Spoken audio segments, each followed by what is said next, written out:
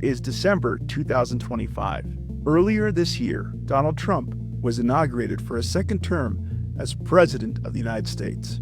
That very evening, he signed several executive orders related to immigration, including declaring a national emergency at the Mexico-United States border, blocking many asylum seekers from entering the United States, and suspending nearly all refugee admissions. The administration also announced one major exception. It plans to prioritize Afrikaners, a white ethnic minority from South Africa. In the weeks that followed, U.S. immigration and customs enforcement raids ramped up sharply across the country, targeting immigrants with or without criminal records. The stories of the arrests and deportations are too numerous to count, many of them marked by cruelty. Men and women, children and elders, high school and college students, mothers and fathers, asylum seekers, and in some cases, even children with U.S. citizenship. People fleeing danger and oppression from Cuba, Haiti, Nicaragua, Venezuela, El Salvador, and Cameroon, among other places, have been swept into this widening dragnet. Communities have been disrupted, families have been separated. Today, we're going to look at what's happening in our nation through the story of one young man, Ali Faqirzada. After fleeing Afghanistan following the Taliban takeover, Ali and his family rebuilt their lives in upstate New York. Ali found work as a security guard. He enrolled at Mont College to pursue a degree in computer science, and with his family, he followed the lawful asylum process. Then, on October 14th of this year, everything changed. Like many other law-abiding asylum seekers, Ali appeared in court for what should have been a routine hearing in his case, only to be arrested by ICE agents who were waiting for him. He has been held as a federal detainee at Delaney Hall in Newark, New Jersey ever since. By telling the story of Ali's arrest and detention, I hope to put a human face on the many people like him. Men and women detained in often brutal and dehumanizing conditions across the United States right now. I also want to acknowledge something personal. Ali's story hits close to home. My own father is named Ali. He too came to the United States from Afghanistan many years ago, hoping to study here, just like Ali, and eventually build a better life for himself and his family, again, just like Ali. I too attended Bard College, and I can't shake the feeling that, but for chance and circumstance, I could have been in Ali's position, a promising future thrown into uncertainty in a single moment, at a time when so much about who we are as a country feels uncertain too. So I invite you to join me now, alongside a group of people devoted to shedding light on Ali's detention and fighting for his freedom, as we learn more about his story and about the many others caught in the undertow of this moment in our national history. Welcome to The Ask. I'm your host, Weiss Azimi, and today we are looking at a phenomena that is affecting millions of people across the United States. I would like to open up this conversation by reading an excerpt from a recent PBS NewsHour article talking about the broader crisis that we're exploring in this episode. Over several months, reporters for the Associated Press observed immigrant court proceedings in 21 cities. Hearings repeatedly ended with cases dismissed by the government, allowing plainclothes federal agents to carry out arrests in courthouse hallways in close coordination with attorneys from the Department of Homeland Security. In a court system with a backlog of about 3.8 million asylum cases, families have been torn apart and lives upended. Due process seemingly is an afterthought. Courthouse arrests are coordinated days in advance to meet quotas with little regard for the particulars of a case, according to several of the U.S. officials spoken to for this article. According to one official, Homeland Security lawyers note on a spreadsheet which cases are amenable to a dismissal, allowing an asylum seeker to be immediately rearrested and placed in expedited removal proceedings. Most of those detained are men without lawyers who entered the U.S. alone and are expected to appear in court in person. Contrary to Trump's claims that he is targeting the worst of the worst, most don't have a criminal conviction. According to a Cato Institute analysis of the ICE data, ICE reviews the spreadsheet and selects which people it wants to pursue if cases are dismissed. On the hearing date, federal agents communicate directly with DHS lawyers who act as prosecutors in immigration courts. The lawyers often provide near verbatim updates of the proceedings over text messages to agents waiting outside the courtroom.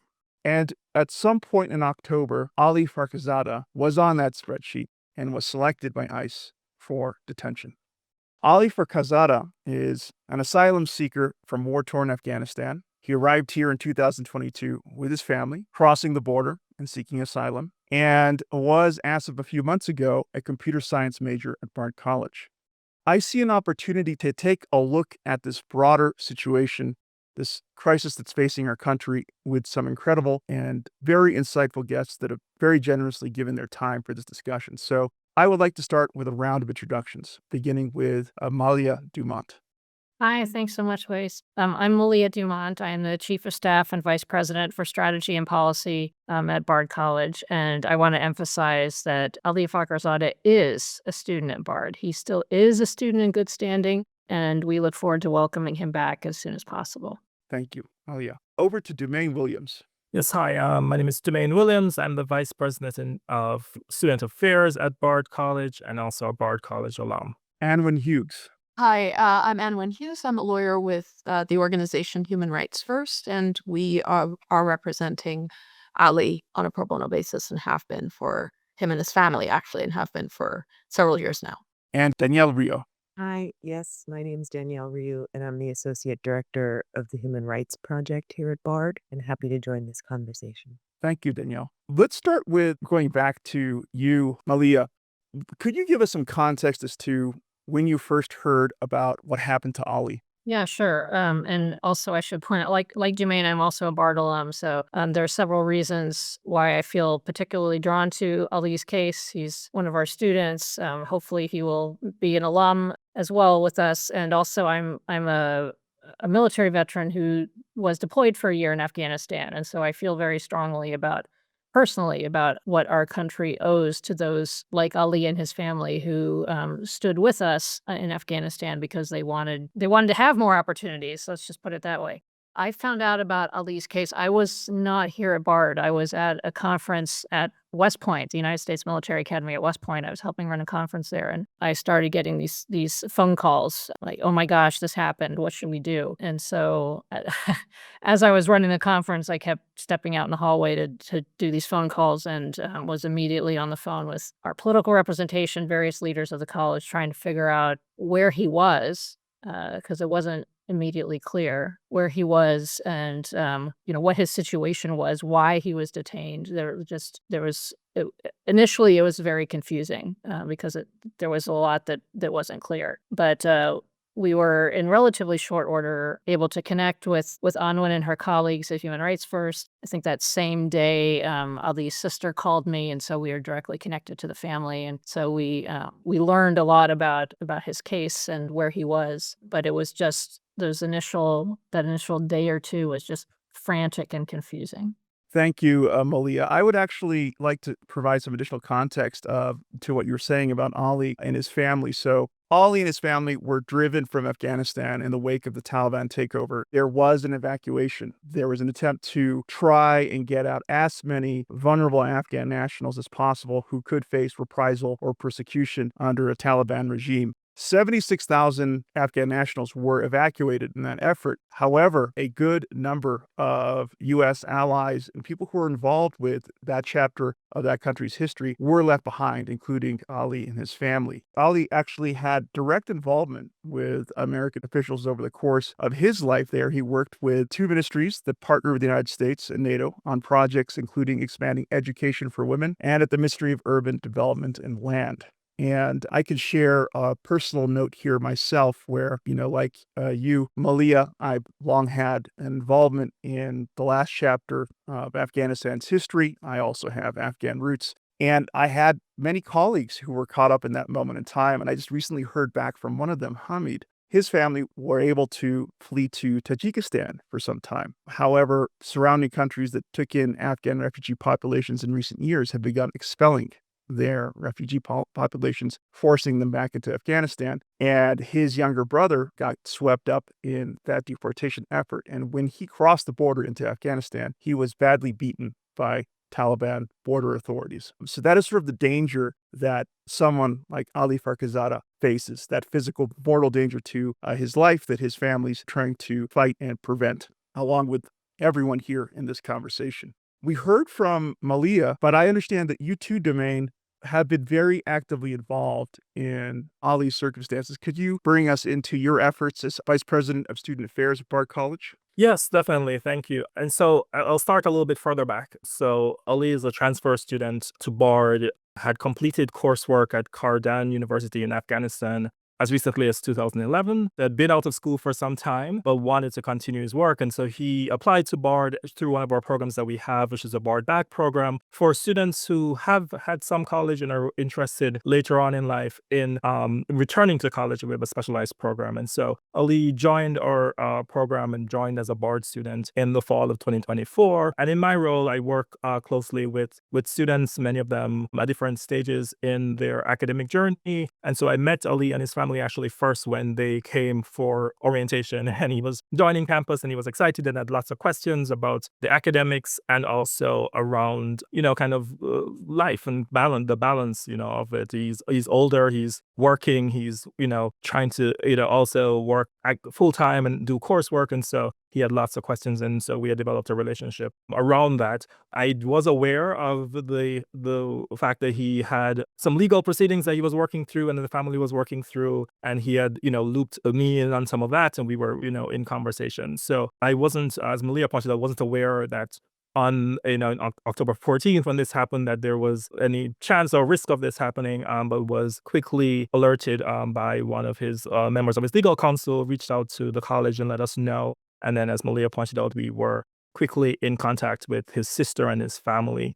And so we've been providing as much support as we can to Ali. Many of us have been able to visit him and have been in conversation with him, but also really as a full community response, working to support his family as well. We've connected with some of his family friends that actually, some of them I know Ali has mentioned. Now we're all connected to think about ways in which we can support his efforts, support what we're all trying to do in terms of and help him, as we've always been doing, helping him navigate this proceedings. He is, all my interactions with him, he is extremely, deliberate and conscientious about what he's doing. He wants to get through the academic program. He wants to make positive contributions to society, and he's very thoughtful in terms of how he navigates that. And I know he's been navigating this legal system in the same way, right? In the same way he tackles a seminar class or his major in college. He's been, doing what he needs to do and will continue to do what he needs to do to navigate the system. And luckily, we've been able to bring in support from the legal side of things and support from folks who really understand what it is that he has to do in these next steps. I think last thing I'll say on this is that, Bard is doing this and supporting him and supporting other students who are navigating the immigration process and some staff who are navigating the immigration process, as many institutions are. And we are, responding as best as we can to the changing landscape and trying to be as responsive and as helpful as we can.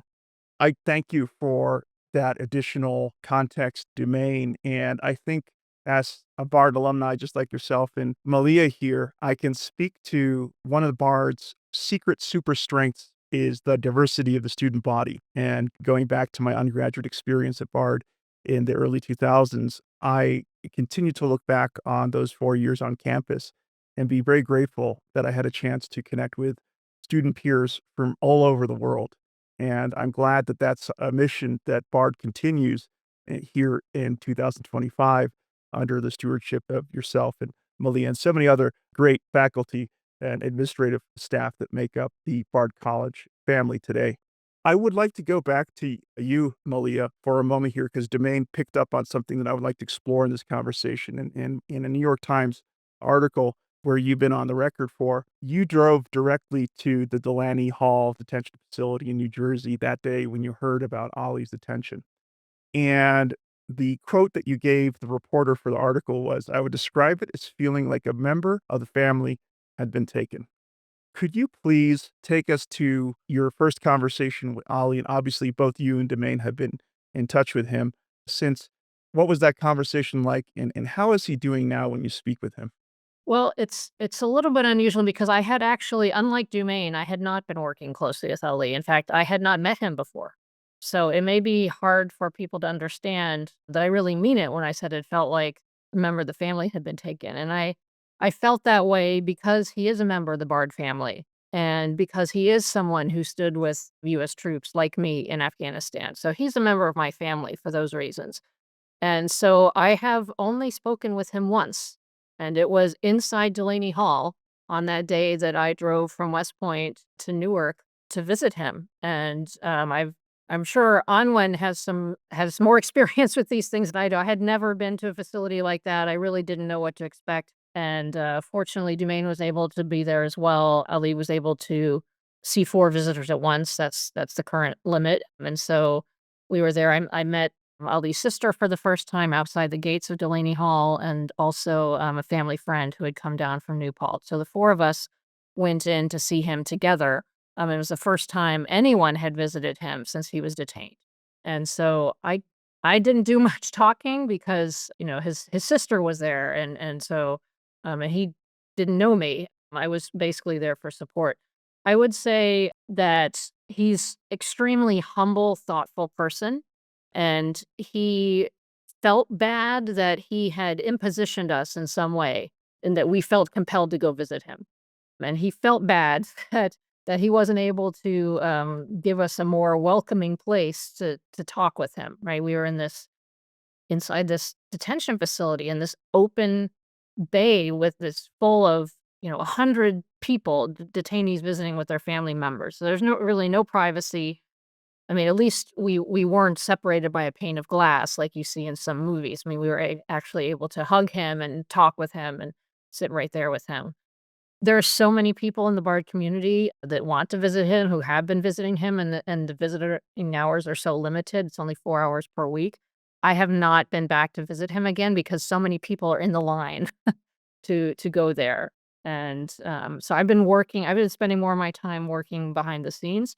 But what I hear from those who do go visit him is that he continues to have that mindset. He's trying to be as positive as he can. He's someone who clearly is able to really appreciate the blessings in his life, and he sees many of his fellow detainees who never have someone come visit him, and he's having all of his visiting hours full every single time. So it's very hard to stay positive in a situation like this where he's been in detention for over a month now. Doesn't get to, there's no windows, he's not able to see the sky. Although I think they are allowed to go outside like 1 hour a day, something like that. But it's obviously it's a terrible kind of confinement. But from what I hear from those reporting back is that he's remaining as positive as he can, and his family, I think, helps keep his spirits up too, because he is able to talk with them every day, even though he doesn't have daily visiting hours. He does have, I think, near daily access to a phone. Thank you, Malia. I think you touched on something very important here and really was the catalyst for this conversation. So, Ali kind of stands out to us in vivid color, thanks to your efforts, really the efforts of everyone here on this conversation. But behind Ali is tens of thousands of individuals with similar stories like his in the shadow.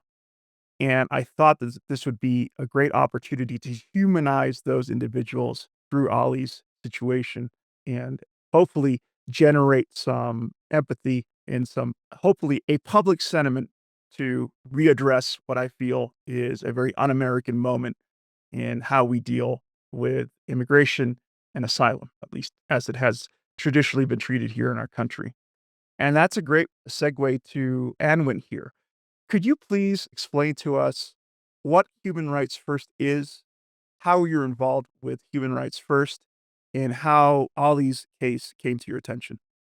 So, Human Rights First is a human rights organization. We've been around under a couple of successive names since 1978. We have, among other projects, a refugee representation program, which has been around since the beginning of the organization, which provides free legal services, either directly through lawyers on staff representing people, or in many cases through recruiting volunteers at large law firms to take them on pro bono with our mentorship and assistance to provide free representation to people who would otherwise not have the means to hire competent private counsel. And when the United States withdrew from Afghanistan, we had set up a separate project, or not a separate project, but a project within the organization to address that situation by providing legal assistance to evacuees and also to people who were unable to be evacuated and got here on their own steam, as happened in the case of this family. So I work both in our representation program and also on our litigation efforts, and got pulled into this particular case when Ali was detained.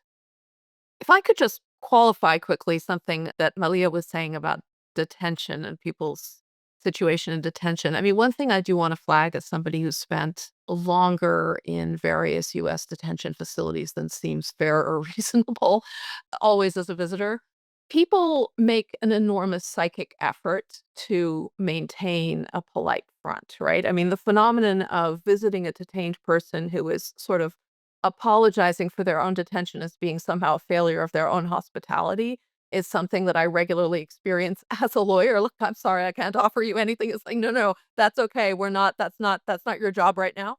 And I mean, in my experience, people tend to want to avoid upsetting those closest to them. And so the first person you don't want to upset is typically your mother. So you try to maintain your best togetherness for that purpose, and closely followed by your siblings, closely followed by your wife, closely followed. And then your lawyer is somewhere down the line, right? So I think people tend not to want to be completely explicit on every social visit about the daily humiliations of their existence.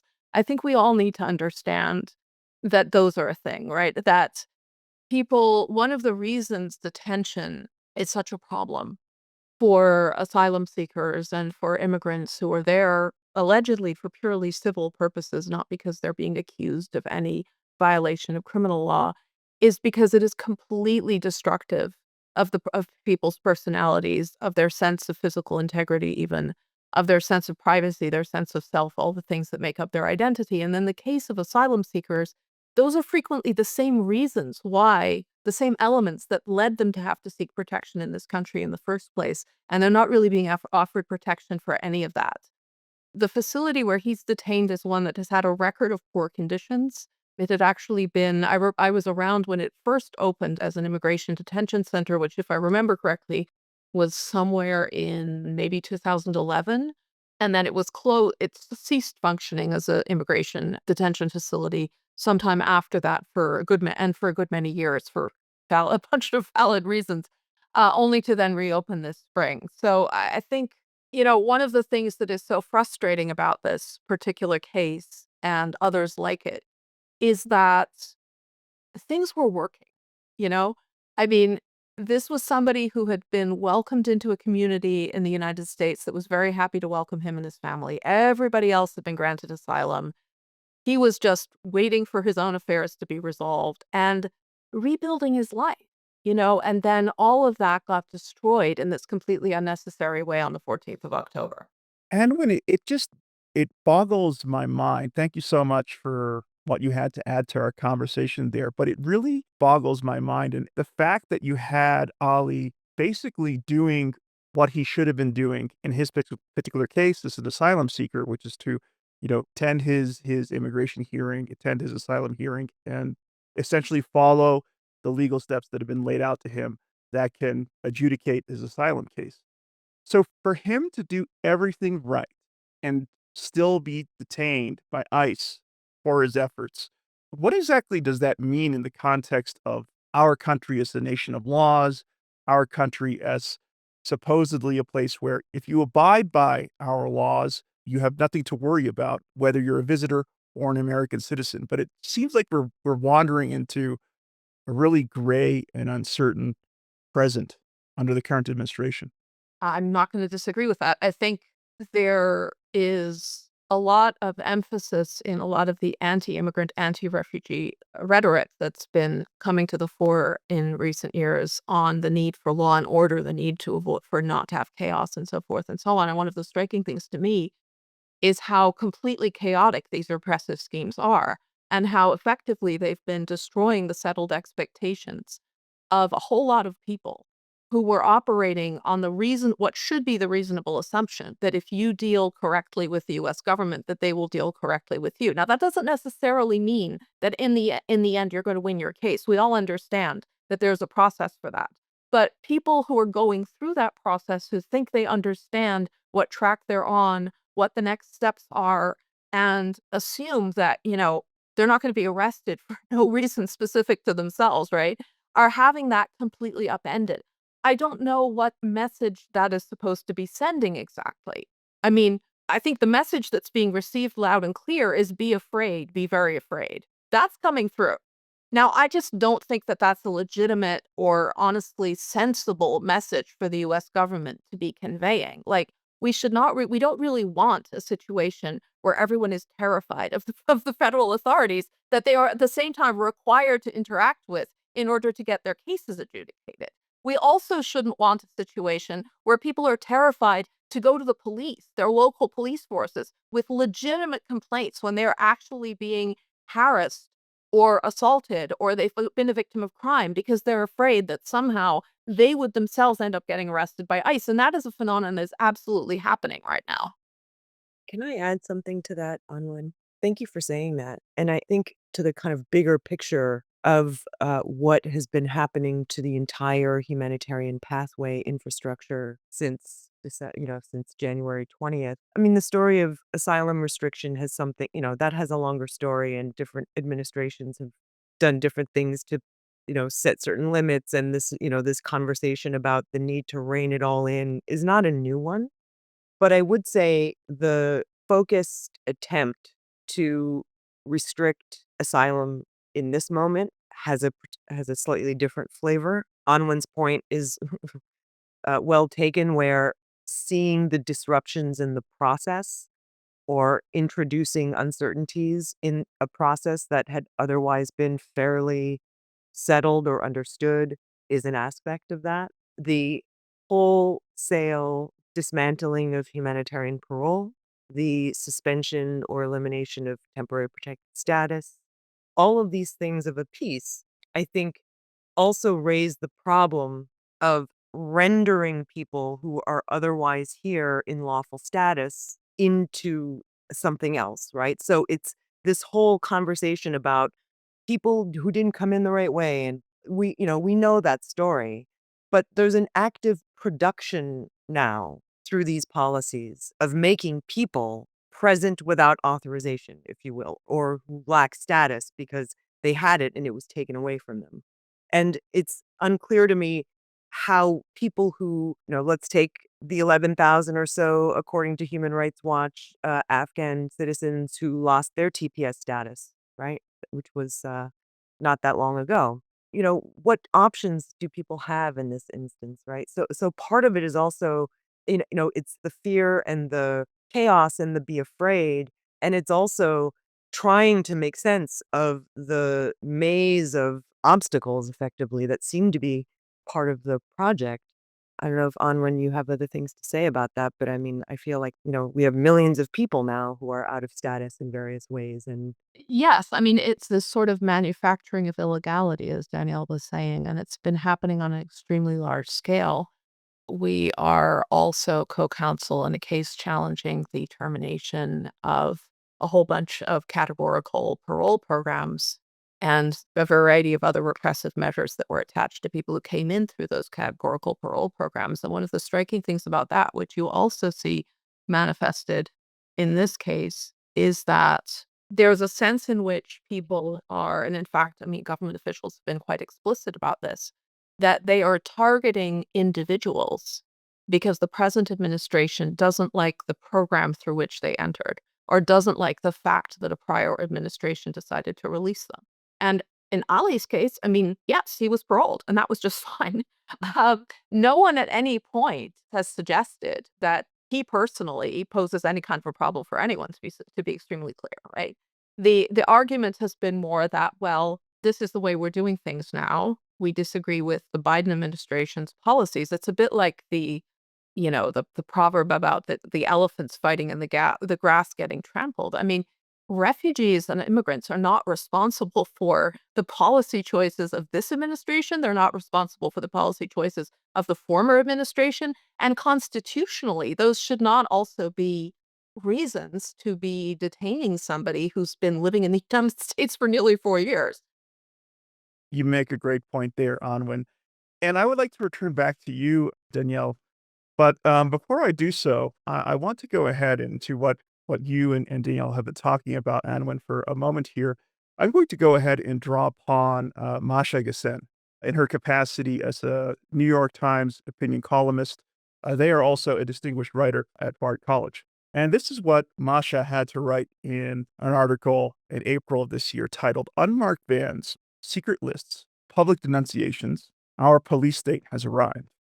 It's the chilling stories that come by word of mouth. ICE is checking documents on the subway. ICE is outside New York public libraries that hold English as a second language classes. ICE agents handcuffed a U.S. citizen who tried to intervene in a detention in Harlem. ICE vehicles are parked outside Columbia. ICE is coming to your workplace, your street, your building. ICE agents are wearing brown uniforms that resemble those of UPS. Don't open the door for deliveries. Don't leave the house. The streets in the New York neighborhoods with the highest immigration populations have emptied out. And I want to return back to you, Danielle, having read this quote from Masha. The Trump administration recently released their immigration quota for, I believe, it's either 2025 or 2026, but it is the lowest quota set ever, I think, in the history of this country, the 7,500 individuals. Could you talk to us about this broader effort to reshape this country of immigrants under the efforts, the deportation efforts that we're talking about in the context of Ali, and in terms of just straightforward legal immigration to this country? And could you begin by explaining to us what is the Human Rights Project at Bard College and what you do for it before you get into the answer to this question? Sure. So the Human Rights Project at Bard is a research and advocacy arm of the Human Rights Program, which is a full undergraduate BA in human rights. So we kind of work lockstep. My role is to organize public programming, manage partnerships, grants, research projects, things like that. And they're often tied to very specific seminars that I offer related to those research topics. The reason I'm sitting here with all of you today is because several years ago, with support from the Mellon Foundation, we had developed a new kind of critical migration studies curriculum. And through that, and that sort of happened at the very beginning of Trump 1.0, actually. So there were a lot of things that we were connecting on the ground to the history, politics, theory, readings, and things like that. So fast forward, I had been offering a seminar on asylum for the last few years, working with legal services partners in our area. And again, tracking the different policy changes and how things shift, and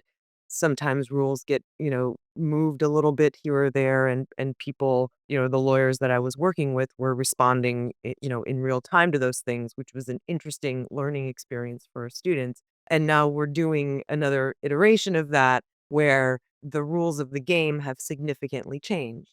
So, from your quote, and earlier on, this whole question of government lawyers dismissing cases, this whole question of pretermission, which is telling immigration judges to throw cases out before individual hearings, all of these things feel, at least to me, and Anwen certainly can correct me if I'm wrong, but these things feel like they are becoming more pervasive. There was actually a great This American Life episode about a month ago. I think it was called The Hand That Rocks the Gavel. And it was actually all about, it was interviews with immigration judges talking about what was happening inside the courtrooms. And it was pretty shocking. Okay, so let me go back to the refugee resettlement policy that you mentioned. Yeah, it's the lowest number ever announced in the history of the program. So the Refugee Act came in 1980, set up the formal refugee resettlement program, also set up the asylum system, basically, in U.S. law and so forth. So since that time, this is the lowest level ever. We also know that there might be certain racial characteristics attached to those 7,500 people who come in. Not my inference. very openly stated by people in the administration. I mean, from day one, though, when this administration came in, they just shut the door on the refugee resettlement program, right? There were lawsuits that forced the federal government to pay out funds to people who had already arrived here. And there's a longer story to tell, though, about the effect that that has on the entire refugee resettlement infrastructure that's already in place. So this happened during the first Trump administration, where similar efforts, not only to reduce the number of refugees coming in formally through the refugee resettlement program, which is coordinated with UNHCR and the State Department. It's because of the weird, I guess, for lack of a better term, financing infrastructure of refugee resettlement. The act of reducing those numbers also starves the agencies and the kind of associated resources for effective refugee resettlement. That's a longer story, but I do want to say that because when those infrastructures are greatly reduced, they're really hard to build back. So under Trump 1, we had a refugee resettlement office open not that far away from us in Poughkeepsie, New York. It was brand new, right? Opened in October of 2016. And within 3 months, it was closed because the refugee resettlement numbers just evaporated, right? When Trump came into office in January and he slashed the numbers. I guess part of what I'm trying to say is, we're talking about this as though it's, these individual people who we either let in or we don't, or we grant asylum to or we don't, or whatever the case may be. But the actual reality is that these are people who are deeply connected to communities, to infrastructures that we are also part of. And so I think this, and maybe I make more of a deal out of refugee resettlement than the average person.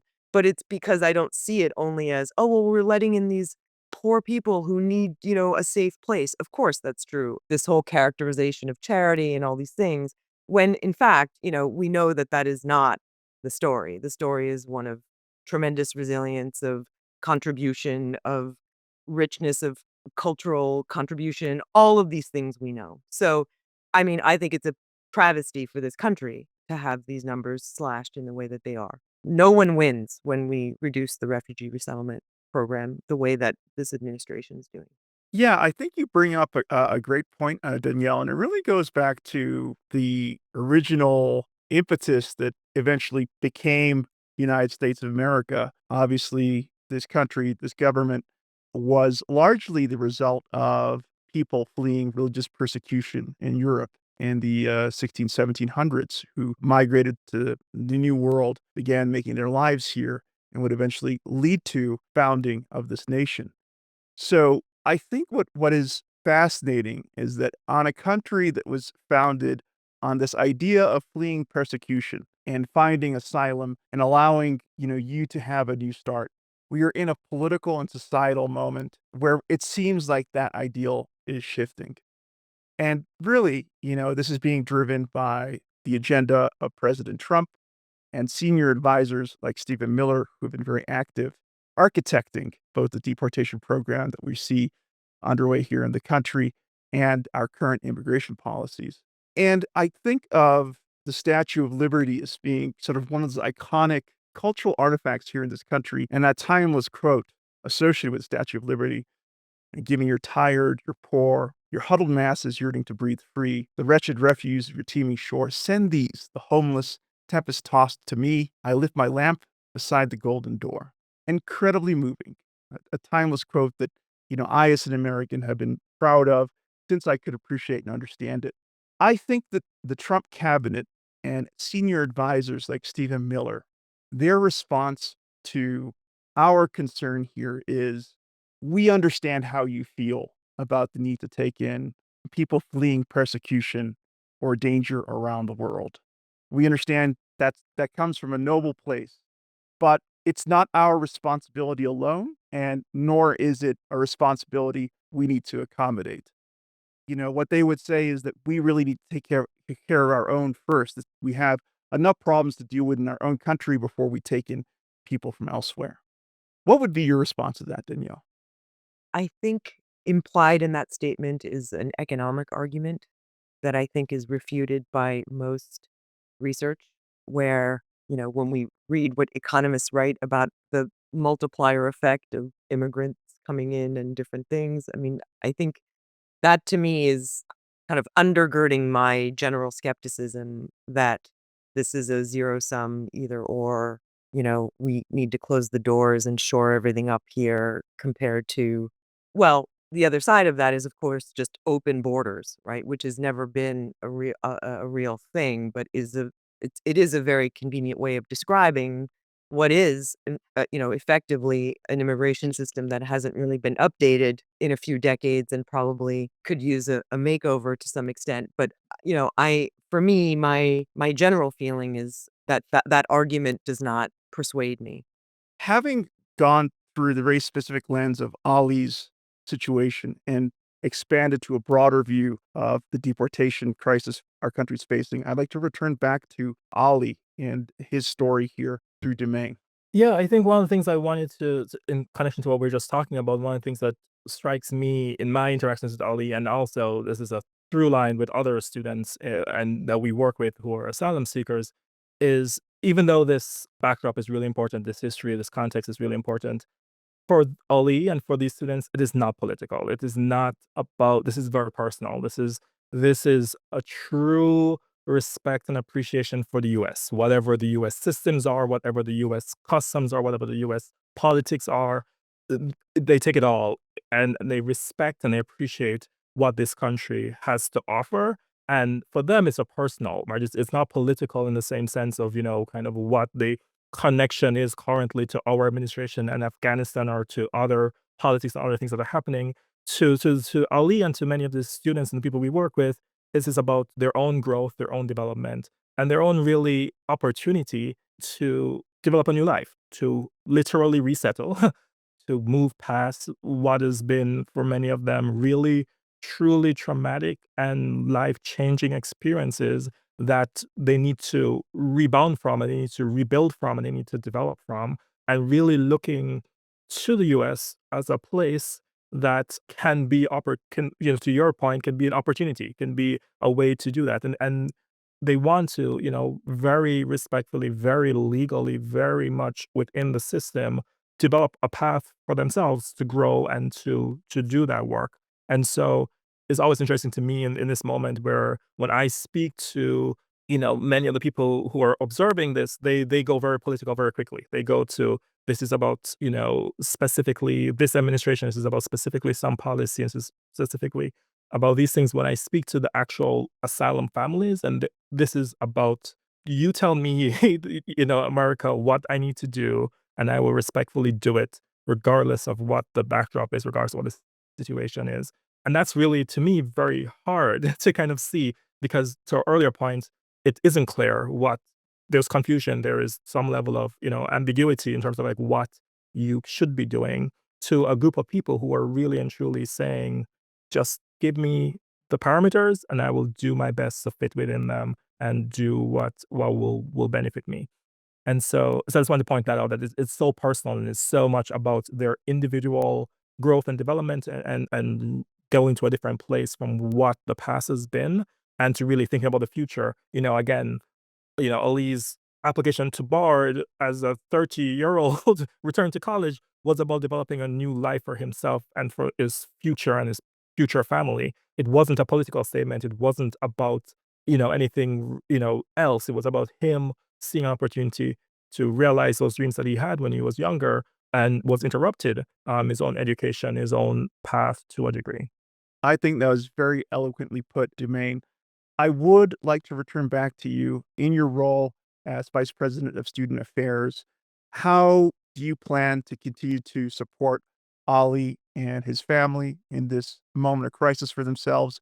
And more broadly, I'm sure that Bard College, as I mentioned earlier, is committed to a diverse student body experience. You have students from all over the world.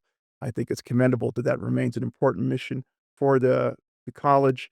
How are you assisting international students who have worries about their ability to continue to study at Bard at this moment in time? Yes, definitely. I think kind of underscoring similar to what Malia said earlier, Ali will always be a Bardian. Right? He's part of our community, we'll always be here to support him. If he's released today, which would be amazing, there's a lot that we will need to do to help and support him still, right? He's gone through this experience of being detained. He will still have things that he needs to get back in order in his life to get things going. So we will support in anything he needs. As long as he's detained, we will continue to be making the case that we're making now, bringing attention to his case, getting him the best legal support, and getting counsel and advice from anyone with influence and power who can help us figure out how to navigate the system. And we'll continue doing that. Upon his release, which again, I'm optimistic that this will happen soon, we will continue to support him to get back on track and realize his goals. And we'll continue doing that. I think the support for his family is also right. This has been a full community effort, and it has really, in a good way, really shown me just how much we can really live the values that we talk about, right? That we can truly come together and support others and come in community and see how we can help. To your larger question about Bard's commitment, I think from my perspective, again, optimistically, we're playing the long game. We understand that this is a specific moment where there are challenges and uncertainty, but the commitments of the college are the commitments of the college. The commitments that allowed me to come to Bard as an international student 20 something years ago are the commitments we have today, and the commitments hopefully we'll have 20 something years from now. The pathways, the opportunities, the specifics of how international students, asylum seekers, and others can be enrolled legally as college students may shift and may change, but our commitment to finding ways in which we can navigate that system and open up what we have, which is access to a high quality education to all students, that commitment will stay strong. And so, we're playing the long game. We know this is a really difficult time for us and for many institutions. However, I think the hard times are times where you also stick to your guns and stick to your values and continue to work within the system as the system shifts and changes to do the best that you can. And so we'll continue and we'll help and support students. And we're still open to working with the diverse student body that you described, right? To keep that going as best as we can under these specific conditions. And we will look for a future when the conditions shift and change again, and we'll continue that work.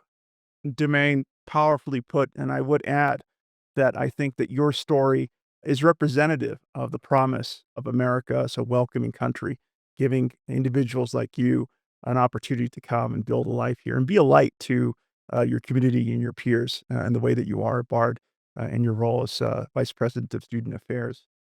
Malia, moving back to you, I understand that you have attended several public events on behalf of Ali and in the hopes of seeing him released from custody and allowed to continue his life as a student at Bard and remain a part of his community and be with his family in New York. What would you encourage people who are listening to this? What would you encourage them to do to help individuals like Ali in this moment in our history? Yeah, well, thanks. That's an important question. I think what we've determined here is that the important thing is to keep his story visible. I think our president, I'll paraphrase our president, who said, "This is an injustice, and the way to combat injustice is to make sure that people know about it." So, our strategy, aside from making sure that we're supporting Ali and his family in every way we can, is to try to spread his story as widely as possible and get as much support for his release as possible. So, I've done a lot coordinating with various organizations and elected officials, just trying to get them on board because a lot of people do recognize that this is an injustice and that there's no reason not to call for his immediate release, which is why I was really surprised. I mean, I've learned a lot through this process too. And the support that Dumaine was describing, nobody here at Bard thought twice about any of it. I mean, there was no question in my mind. The second I heard he was detained, immediately it's like, I got to go see him, and so we went there and we saw him and we've held these vigils and we have done all this work to connect with the media and to have the story in the New York Times and PBS NewsHour and work with Anwen and her colleagues. And what I've learned is that not every institution wants to take those kinds of steps. There are some that do, but unfortunately, Ali is not the only college student in the United States who is in ICE detention. And one of the things that I've done in trying to broaden the coalition of support for releasing Ali is to reach out to other institutions to hear what they've done and just sort of to be in solidarity together and to learn from each other because it's really difficult to to do this work. And some of them won't return my calls. And I've just been floored by that because I feel kind of naive about it now. I just assumed that people would have the same would share, especially in an educational institution, in an institution of higher education, that people would share this understanding of how important it is to support our students. They are detained for no apparent reason. That we oppose that we try to galvanize as much of a community response as we can. That we support the family. That we do all those things. That's just naturally what should be happening. And unfortunately, it's just not the case. And I don't want to be overly critical of my colleagues in other institutions. Maybe they're swamped with other things. I mean, a lot of them are fighting enormous government cuts right now, and so they're reeling from these assaults on different aspects of what they do. But it's just been striking to me. I think it's more than just that because it's been striking to me how many people have said, "Oh, it's amazing what you're doing." And, I'll be amazed when he's out of detention. I'm not, we're not patting ourselves on the back yet, but other people are patting us on the back because apparently what we're doing, the kind of support that we're trying to provide, the coalition building we're doing is pretty unusual and it shouldn't be. So that's my answer to the question. What should people do is they should try to organize. And if they are, I don't know, an alum of a different school where they know a student is detained, those alumni should push that school to take a stance. We're not Bard is not looking to be some kind of unusual leader here. I hope that we're successful in getting Ali out, and I hope other institutions will learn from that. And even if we're not, I mean, we haven't been successful for over a month. These things should happen anyway. This kind of support to him and the kind of way we're trying to bring the community together. Those things need to happen because American higher education cannot maintain its excellence without having a welcoming door open to international students. And Ali is a fantastic example of an outstanding student, kind of person we want to welcome to help enrich the academic environment. Very poignantly put, Malia. I think back to the previous episode for this podcast, and really it was talking about the uncertainty where we were headed as a country in the wake of the election of Donald Trump to a second term in office. And I think the way that often people put it now is that we are now in unprecedented waters. And we're in an environment where the White House and the American presidency has gone after very forcefully these academic institutions, law firms, figures in popular media that it, for whatever reason, deems an enemy of itself. And we haven't, at least in my 40 years of life, have never seen anything so overt. So to your frustration with your peers in academia, I think a pall of fear I've never seen or could have imagined in my lifetime has settled over parts of America, unfortunately, under this present administration. And I think that that's why it's so important to speak when it's so hard to do so. It is very, very hard in this moment in time to give thought to your values if you feel like giving voice could bring retribution to yourself, the place that you work, your family members, and it feels like such an un-American moment to me. I always when I thought of my life here as an American citizen, I always thought of the freedom to speak out. And I'd never thought that I'd be in a moment where that's taken for granted.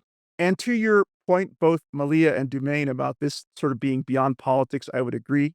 The situation which Ali Faqirzada finds himself detained is a bipartisan effort, and I'm very pleased to share that apparently the Diocese of New York has been in touch with people from across the aisle in the Republican Party, trying to win support and hopefully free Ali Faqirzada in detention. Most specifically, Representative Mike Lawler of New York, who has been in touch with Trump officials on behalf of Ali's case.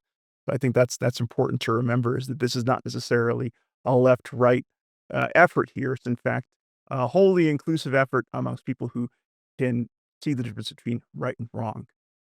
And when going back to you, and obviously you can't speak to the specifics of what you're working on behalf of Ali's case here, but if people wanted to support what you and your colleagues do at Human Rights First, how would you encourage them to be involved and support the work that you're doing on behalf of individuals like Ali and so many others?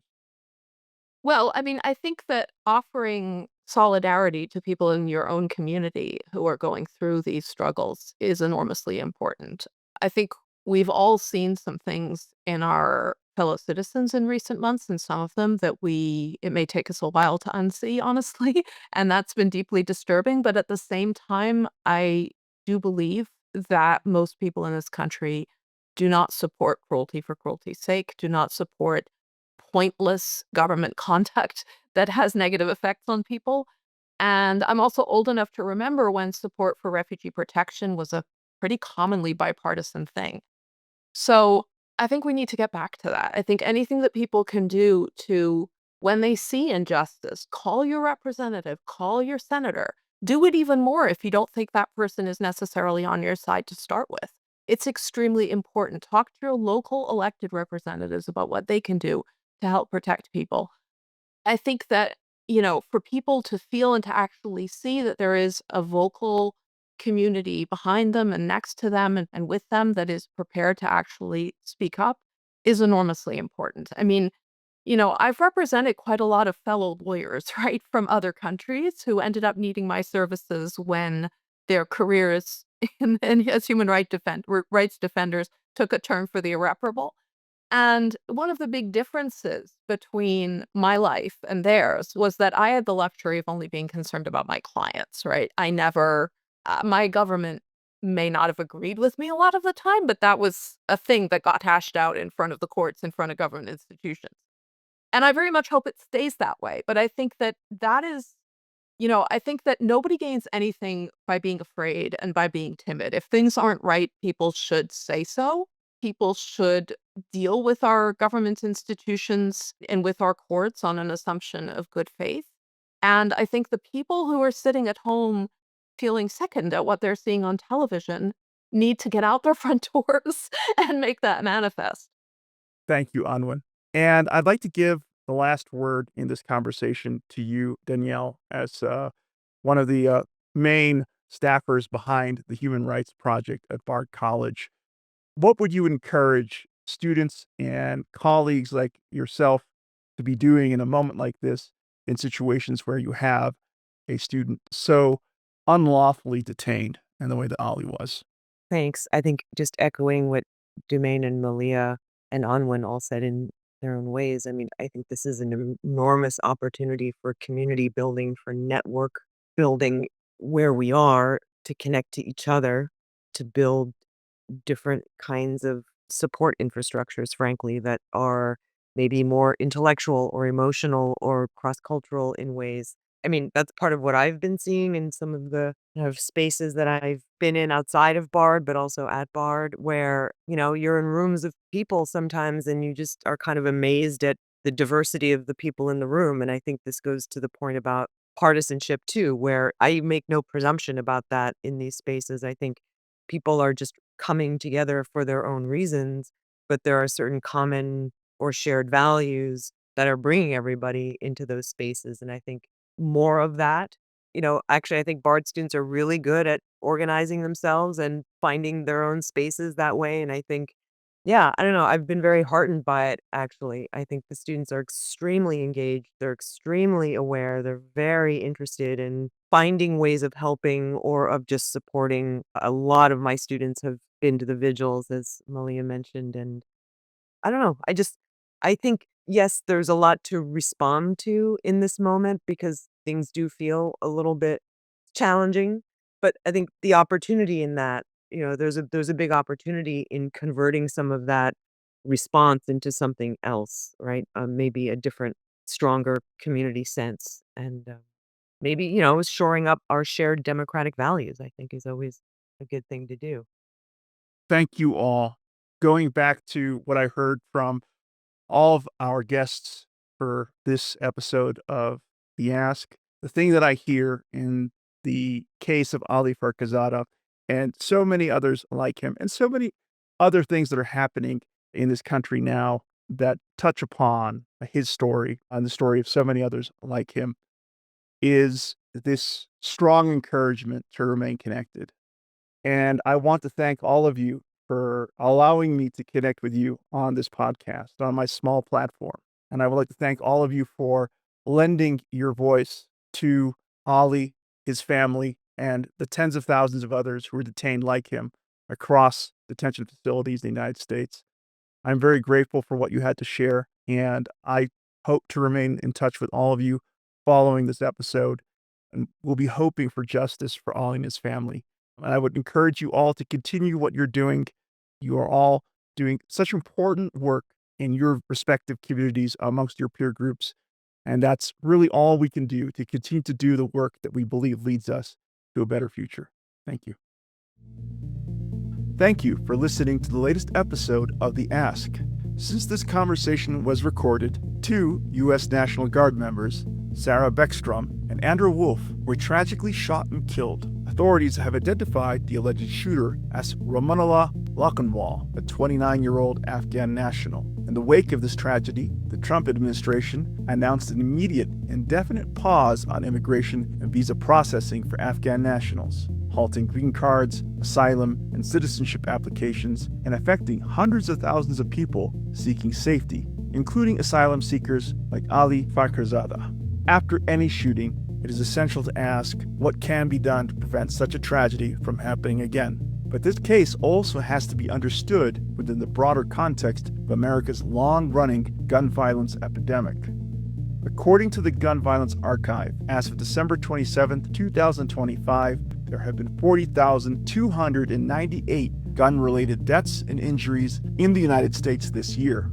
Heartbreakingly, in the vast majority of these cases, the perpetrators were American citizens, not migrants or asylum seekers. If the Trump administration were truly focused on protecting the American people from gun violence, the answer would not be collective punishment, especially not for innocent Afghans or for people from Myanmar, Chad, the Republic of Congo, Equatorial Guinea, Eritrea, Haiti, Iran, Libya, Somalia, Sudan, and Yemen. These people are not the cause for the gun violence that plagues our country. This administration has repeatedly shown a willingness to embrace expedient political opportunism, even in the aftermath of a tragedy like this. If you believe what is happening to Ali Faqirzada and to hundreds of thousands of men, women, and children is an injustice, you are not alone, and there are ways you can help. Our guest, Anwen Hughes, is the Director of Legal Strategy for Refugee Programs at Human Rights First. Since 1978, Human Rights First has worked in the United States and abroad on refugee protection, accountability for atrocities, fighting hate crimes, resisting anti-democratic threats, and promoting the rule of law. Anwen and her colleagues play an indispensable role by partnering with lawyers to support asylum cases just like Ali Faqirzada's, cases that would otherwise be left to navigate the labyrinth of the U.S. immigration system and courts alone. To learn how you can support Anwen and her team through volunteering or donating, please visit Human Rights First's website, humanrightsfirst.org. Finally, this episode was produced during a season that for many in the United States is associated with gratitude and togetherness, a time when families of all backgrounds come together to celebrate the love they share. I want to leave you with the words Matthew Haid, Bishop of the Episcopal Diocese of New York, shared with his congregation this past Christmas Eve. What Ali asks is our prayers to remember who he is, who his family is. His name is Ali, not a number or a process. They all have names. They all have families. They all have rights, just as all people do under American law. Remember, speak, act.